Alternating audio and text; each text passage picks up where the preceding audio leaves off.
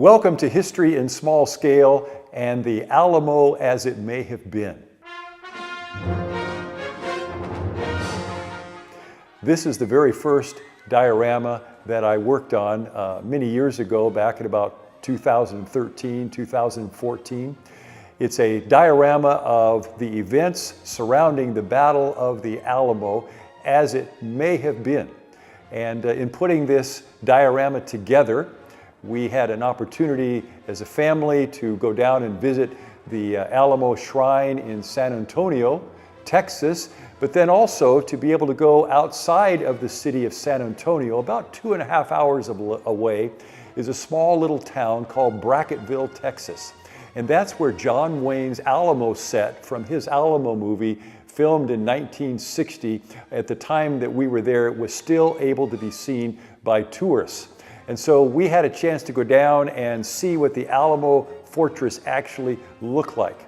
So in putting this diorama together, we were able to re-envision, reimagine what the Battle of the Alamo may have looked like. This was actually put together as a diorama in my garage on an 8-foot by 8-foot table.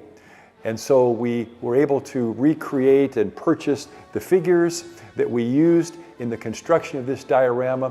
And as you're going to see it, you're going to discover that there are some 2,000 hand-painted figures, along with about 25 or so metal already painted figures that we used in putting this diorama together. Now, you might wonder, how long did it take to put something like this in final form? Well, it was about an 18-month process from the time we began to do the research and purchase the figures, and then taking time to begin to paint each one of these figures. So we have about 1,800 Mexican troops. There were 1,600 involved in the battle, and about 200 that were in reserve. And then there was somewhere between 185 and around 200 Alamo defenders. So in painting these uniforms for the Mexican soldiers, we went back and looked at historical drawings, looked at John Wayne's Alamo movie, and actually ended up creating about 8 to 10 different Mexican uniforms that are historically accurate and were actually used and involved in the battle.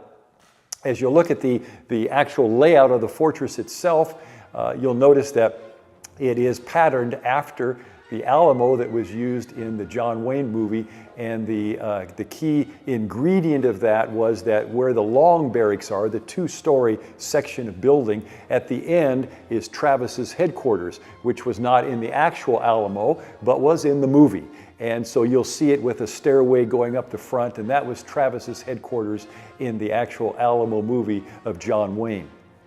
The Battle of the Alamo itself was actually the culmination of a 13-day siege where the Mexican army began to encircle the Alamo on the 24th of February, 1836.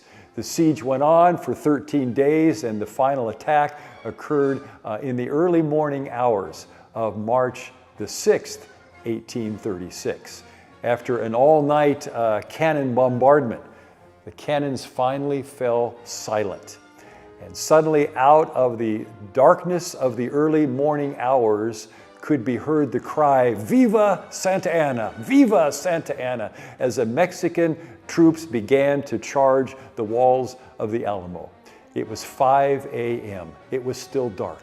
And the Alamo defenders, who had been kept up all night by the cannon bombardment, were trying to fight off sleep when suddenly they found the entire Mexican army was outside the walls. Well, they were initially able to hold off for about 20 or 25 minutes, the troops that were trying to storm the walls of the Alamo, because each defender already had 3 or 4 guns sitting beside them, loaded and ready. But once the guns had been fired, it would take about a minute or so at least to be able to reload. And during that time, the Mexican troops were able to eventually scale the walls of the Alamo. The battle ended up lasting about 90 minutes, beginning at 5 a.m. and the guns fell silent at around 6:30 in the morning. Of course, 3 of the prominent people that were, of course, involved as part of the Alamo Defenders were, of course, Davy Crockett, we know him. Also, Colonel William Barrett Travis, who was in charge, and James Bowie. All were put to the sword by the time the battle had ended. So I hope you enjoy the Alamo as it may have been.